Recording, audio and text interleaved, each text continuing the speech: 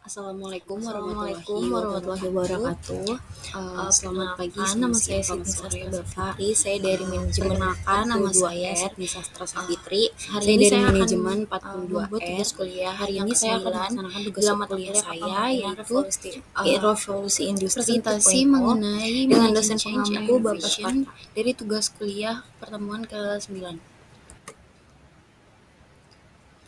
Nama saya Siti Sastra Safitri dengan NIM 2022 111111044 dari manajemen 42R.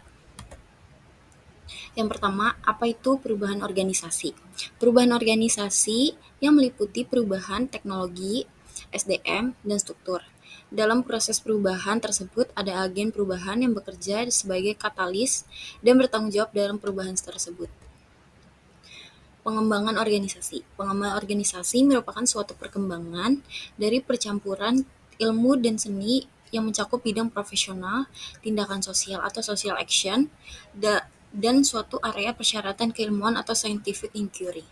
Definisi pengembangan organisasi yang dikemukakan dalam BMP ini menyatukan sebagian besar pandangan-pandangan yang berlaku saat ini, yaitu sistem yang luas dari penerapan ilmu pengetahuan perilaku terhadap perencanaan, pengembangan, dan penguatan dari strategi-strategi organisasi, struktur, dan proses-proses untuk peningkatan efektivitas suatu organisasi. Pengertian manajemen perubahan. Manajemen perubahan atau manajemen of change merupakan sebuah upaya dan pendekatan yang dilakukan secara terstruktur dan sistematis yang dimanfaatkan guna membantu individu, tim, ataupun organisasi dalam menerapkan sarana, sumber daya, dan pengetahuan dalam merealisasikan perubahan dari kondisi sekarang menuju suatu kondisi yang lebih baik secara efisien dan efektif untuk memperkecil dampak dari proses perubahan itu. Manajemen perubahan adalah suatu atau sebuah proses yang mengadopsi pendekatan manajemen yakni planning, organizing, actuating, dan controlling guna melakukan suatu perubahan pada suatu perusahaan. Manajemen perubahan dilakukan untuk menghasilkan solusi bisnis yang dibutuhkan agar bisa memajukan perusahaan atau membuat perusahaan agar bisa lebih sukses. Adapun tipe-tipe perubahan, yaitu yang pertama struktur, yaitu mengganti komponen struktur organisasi dan desain strukturnya.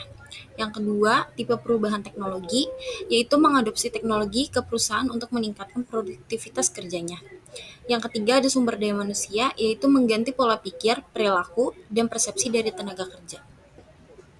Contoh dari tipe-tipe perubahan yang bisa lakukan, yang pertama yang perubahan struktur, yaitu mengganti komponen organisasi, yaitu seperti mengganti layout perusahaan, mengganti karyawan, dan lain-lain. Yang kedua teknologi, yaitu mengadopsi AI dalam teknologi atau sistem perusahaan. Yang ketiga, ada sumber daya manusia, yaitu melakukan training atau pengembangan yang dibutuhkan oleh karyawan. Ada juga faktor mengapa orang menolak perubahan. Yang pertama, karena merasa nyaman dengan sistem atau cara kerja yang lama. Yang kedua, persepsi bahwa tidak bisa cocok dengan target perusahaan. Yang ketiga, kondisi kurang baik mungkin tercipta karena perubahan tertentu.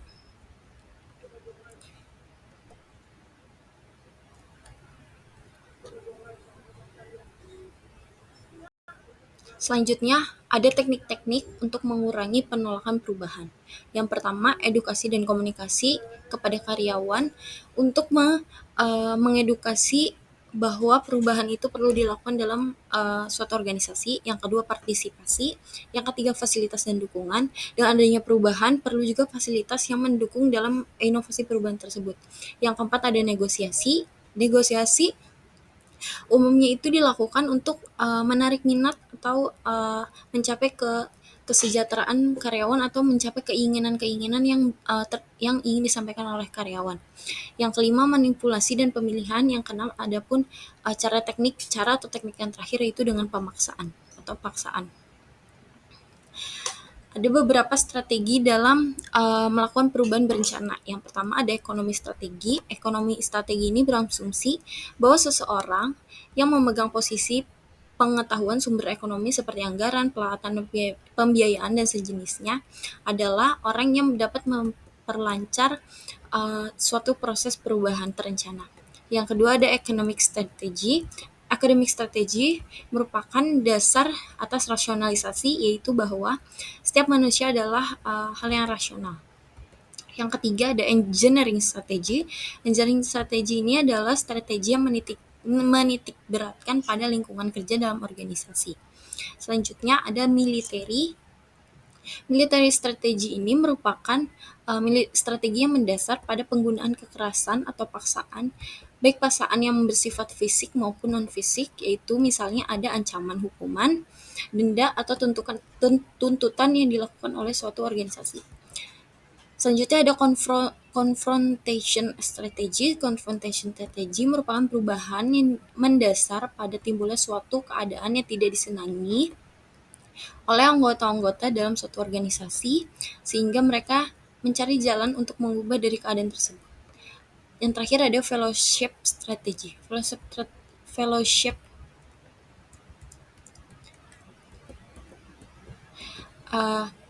ada fellowship strategy merupakan strategi yang mendasar, yaitu kebersamaan, yaitu dengan memberikan contoh atau tauladan, kemudian memberikan wawasan yang luas, dan mengembangkan kreativitas serta memberi dorongan dan semangat kepada para pelaku organisasi yang ingin melakukan perubahan tersebut. Selanjutnya ada manfaat penerapan manajemen inovasi pada perusahaan. Yang pertama melakukan pengurangan biaya secara sistematik atau sharp drop. Apabila kita selama ini selalu mendapat masalah pada ketidakstabilan keuangan perusahaan, maka dengan menjalankan manajemen inovasi ini dapat diperoleh solusinya. Manajemen inovasi ini juga meliputi inovasi organisasi yang memang akan dapat mengubah kebiasaan finansial lama yang buruk. Jadi saat ini manajemen yang diterapkan, maka dengan kebiasaan keuangan yang semakin membaik, perusahaan pun bisa melakukan reduksi biaya atau pengeluaran secara dramatik. Yang kedua, menciptakan lompatan yang jauh ke depan atau quantum leap. Dengan adanya inovasi, suatu bisnis memang bisa saja menghadirkan terobosan yang dapat merubah apapun.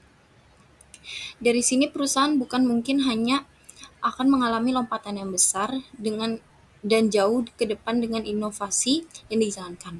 Manajemen inovasi dapat dikembangkan dari beberapa ide dan gagasan yang memang akan bisa memperoleh solusi untuk melakukan sesuatu yang brilian guna mendobrak persaingan. Maka seiring dengan manajemen inovasi di perusahaan yang berlangsung baik, maka bisnis yang awalnya biasa saja bisa menciptakan inovasi atau perubahan. Yang ketiga, ada menciptakan pasar baru atau new markets. Suatu pasar baru merupakan harapan bagi pembisnis. Hal ini karena adanya pasar baru untuk mendapatkan usaha bisa semakin meningkat. Tetapi untuk dapat meraih pasar baru tentu tidak mudah. Namun dengan manajemen inovasi yang Anda hadirkan, maka akan muncul beragam solusi untuk bisa memikat konsumen baru serta memenangkan persaingan. Jadi dari sini perusahaan akan menentukan akan bisa mendapat omset yang lebih besar karena selain bisa mempertahankan pelanggan lama, juga bisa mendapatkan inovasi lebih baru yang dapat menaikkan produktivitas dalam organisasi. Adapun kriteria perubahan dalam organisasi, yang kelima ada kondisi yang sudah ada dalam organisasi, yang keempat kondisi yang sudah berkembang ke tingkat yang jauh lebih tinggi, yang ketiga kondisi yang sudah berkembang ke tingkat yang menengah, yang kedua kondisi yang sudah menurun ke tingkat yang kecil atau kondisi yang tidak ada. Adapun penyebab beban atau tekanan. Dalam dunia kerja tidak dapat dipungkiri tekanan dan beban dapat menimpa pegawai dan mempengaruhi kinerjanya. Dan adapun beberapa faktor yang menyebabkan tekanan atau stres tersebut. Yang pertama, konflik pekerja atau konflik peran, target kerja yang sulit terrealisasi. Dalam setiap organisasi biasanya terdapat target yang harus dicapai oleh suatu karyawan. Nah, karena target yang sulit terrealisasi ini dapat menyebabkan tekanan bagi para karyawannya. Yang kedua, tugas atau beban pekerjaan yang berlebihan. Biasanya dalam organisasi, suatu karyawan sudah mendapat job desk masing-masing, tapi terkadang ada pun suatu company atau perusahaan yang merekrut karyawan atau mempekerjakan karyawan di luar job desk-nya. Itu pun dapat menyebabkan tekanan dalam pekerjaan. Yang ketiga, ada ketidakjelasan tugas kerja. Jadi dalam ketidakjelasan tugas kerja ini, karyawan dalam hal melakukan pekerjaannya pun menjadi bingung dan out of job yang mereka bisa kerjakan. Yang keempat, permintaan interpersonal atau diciptakan oleh pegawai. Adapun tujuan manajemen inovasi. Tujuan manajemen inovasi ini bertujuan untuk memperbaiki berbagai hal yang sebelumnya telah ada. Kebanyakan inovasi yang tercipta membutuhkan percobaan, pendampingan risiko besar, dan kreativitas yang tinggi. Oleh sebab itu, untuk meraih tujuan dari manajemen inovasi ini sendiri, perlu melibatkan banyak ketidakpastian demi bisa mendapatkan perbaikan yang cepat dan tepat. Manajemen inovasi ini bertujuan untuk memperbaiki hal yang sebelumnya belum telah ada. Yang pertama, yaitu meningkatkan produktivitas pekerjanya. Tentu kita tahu bahwa inovasi bertujuan untuk meningkatkan produktivitas. Hal ini dikarenakan dengan menerapkan manajemen inovasi, maka kita bisa mengerjakan berbagai hal dan menghasilkan output dalam waktu yang singkat. Yang kedua, meningkatkan efisiensi dalam bekerja. Meningkatkan efisiensi dalam bekerja, selain meningkatkan produktivitas juga, inovasi dapat membantu dalam meningkatkan efisiensi kerja. Jika efisiensi dalam bekerja tinggi, maka akan semakin banyak output yang dihasilkan tanpa menguras biaya yang berlebih. Yang ketiga, dapat menghemat waktu. Dengan manajemen inovasi yang tepat, hal ini akan memudahkan kita dalam mengendalikan berbagai hal, sehingga kita bisa menggunakan waktu secara efektif dan efisien. Yang keempat, meningkatkan kualitas produk dan layanan. Tentu kita tahu bahwa seiring waktu kondisi bisnis kian berkembang dan berubah. Dalam hal ini dibutuhkan inovasi untuk membantu manusia dalam meningkatkan layanan dan kualitas produk agar lebih memenuhi kebutuhan zaman. Yang kelima, ada kepuasan pelanggan. Kebutuhan manusia memang tidak terbatas, namun dengan manajemen inovasi yang baik, maka hal ini akan membantu kita dalam memenuhi kebutuhan pelanggan secara perlahan. Namun, jika kepuasan pelanggan terpenuhi, maka pelanggan yang sudah pernah merasakan kualitas produk dan layanan akan mendapat pengalaman yang lebih baik, sehingga memudahkan bisnis kita menciptakan pengalaman pelanggan yang menyenangkan sekaligus meningkatkan citra bisnis. Yang keenam, ada meningkatkan kinerja. Meningkatkan kinerja inovasi juga bertujuan untuk meningkatkan kinerja baik diri sendiri serta karyawan dalam pekerjaannya sehari-hari. Karena dengan manajemen inovasi yang baik, maka akan mudah bagi kita menyelesaikan pekerjaan dengan cepat. Yang ketujuh, ada menjamin keberlanjutan hidup. Mengurangi risiko. Tujuan lain dari manajemen inovasi yaitu mengurangi risiko bisnis yang sering dihadapi. Menjamin keberlangsungan hidup. Manajemen inovasi yang lebih baik akan menciptakan lapangan kerja dan kesejahteraan pegawainya yang lebih baik. Adapun penyebab kerja atau tekanan. Ini deh. Yang selanjutnya, mengubah budaya organisasi. Mengubah budaya organisasi budaya yang telah ada pada umumnya bertentangan dan menolak perubahan yang ada. Perubahan budaya organisasi yang terjadi karena budaya organisasi yang lemah, pergantian kepemimpinan, krisis, atau organisasi yang fleksibel. Sifat dari perubahan ada dua, yaitu yang pertama perubahan reaktif. Perubahan reaktif adalah perubahan yang dilakukan terhadap tanda-tanda bahwa perubahan diperlukan melalui pelaksanaan modifikasi sedikit demi sedikit untuk menangani masalah tertentu yang timbul. Organisasi membuat perubahan struktural kecil sebagai reaksi terhadap perubahan dalam lingkungan mikro dan makro. Contohnya, formulir pendaftaran direvisi untuk mempermudah calon mahasiswa. Program pelatihan peningkatan pelayanan dilakukan setiap 6 bulan sekali. Perubahan reaktif ini lebih ditekankan pada perubahan yang bersifat rutin dengan cakupan yang lebih sempit. Perubahan yang kedua ada perubahan proaktif. Perubahan proaktif adalah perubahan yang diarahkan melalui inovasi struktural, kebijakan atau sasaran baru, atau perubahan filosofi operasi dengan sengaja didesain dan diimplementasikan. Proses reaktif dilakukan melalui pelaksanaan berbagai investasi waktu, yaitu investasi waktu dan sumber daya lainnya, yang berarti untuk mengubah cara-cara operasi organisasi. Perubahan ini juga disebut dengan perubahan yang direncanakan. Selanjutnya ada prinsip-prinsip inovasi. Yang pertama cenderung bertindak.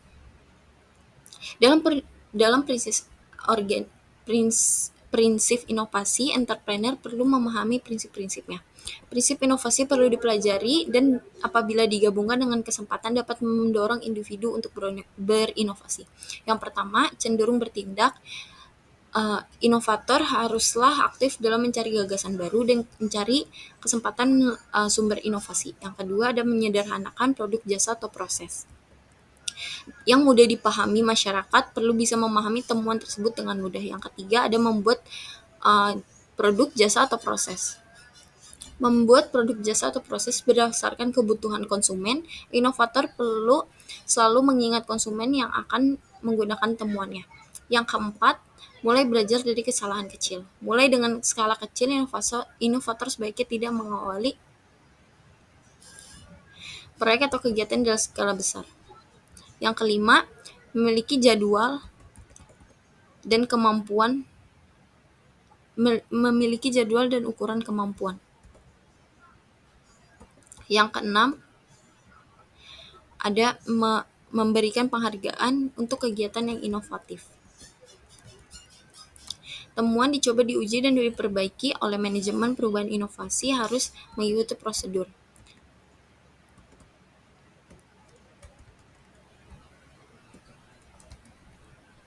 Memberikan penghargaan untuk kegiatan inovatif perlu mendapat penghargaan dan juga memberikan toleransi tertentu terhadap kegagalan. Toleransi ini sering mampu merangsang muncul inovasi yang mampu memberikan cakrawala baru bagi perusahaan.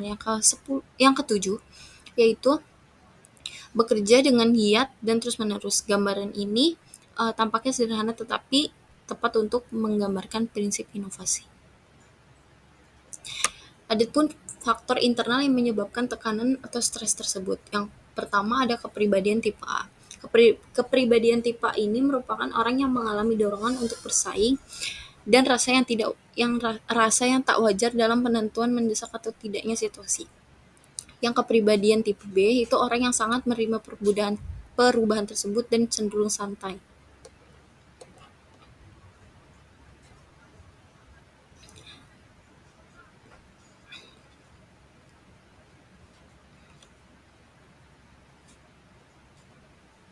Selanjutnya, ada mengubah orang-orang dan budaya. Yang pertama itu perubahan orang atau people change yang berkaitan hanya dengan beberapa pegawai saja. Yang kedua ada perubahan budaya atau culture change dengan berkaitan dengan organisasi secara keseluruhan. Selanjutnya berbagai variabel inovasi yang mendorong terjadinya inovasi adalah sebagai berikut.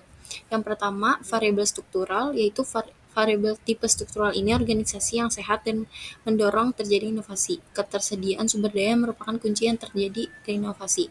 Yang kedua ada variabel budaya. Dalam budaya kerja kita harus menerapkan budaya-budaya positif. Selanjutnya ada variabel SDM, yaitu di dalam hal ini perlu ada individu yang disebut idea champion.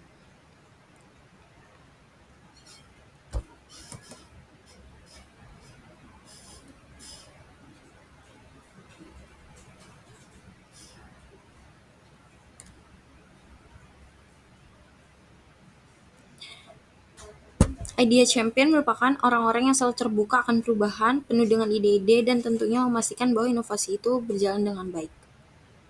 Dalam variabel budaya,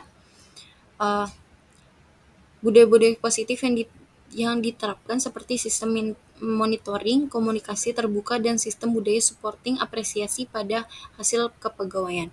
Itu yang penjelasan dari variabel struktural. Komunikasi yang intens antar anggota dalam setiap unit turut melancarkan kinerja dan mengawasi hambatan. Kreativitas pegawai dapat muncul apabila perusahaan mendukung ide atau kreativitas dari pegawai tersebut.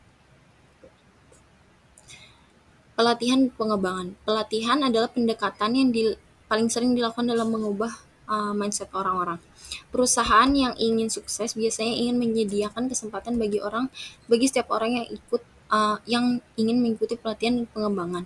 Tetapi perusahaan tersebut mungkin akan lebih menekankan pada pelatihan dan pengembangan pada manajer, karena sikap seorang manajer akan memberikan pengaruh pada lingkungan sekitarnya atau karyawannya. Pengembangan organisasi. Pengembangan organisasi atau organization development adalah proses perubahan sistematis dan terencana yang menggunakan pengetahuan dan teknik ilmu perilaku untuk memperbaiki kesehatan dan keefektifan suatu organisasi untuk menyesuaikan diri dengan lingkungan. Organization development dapat membantu manajer untuk menyentuh 3 jenis masalah, yaitu akuisisi, membangkitkan organisasi, dan manajemen konflik. Selanjutnya ada dukungan dari manajemen puncak. Dukungan dari manajemen puncak nyata dari manajemen puncak itu juga membantu mengatasi penolakan terhadap perubahan. Dukungan dari manajemen puncak menandakan pada semua pegawai bahwa perubahan yang diusung ini merupakan hal yang penting dalam organisasi. Melaksanakan perubahan. Langkah terakhir yang diselesaikan dalam proses perubahan adalah pelaksanaan. Sebuah ide baru dan kreatif tidak akan mendatangkan keuntungan jika tidak terrealisasi dan dimanfaatkan dengan baik. Sekian dari presentasi saya. Mohon maaf bila ada kekurangan ataupun kesalahan kata. Terima kasih.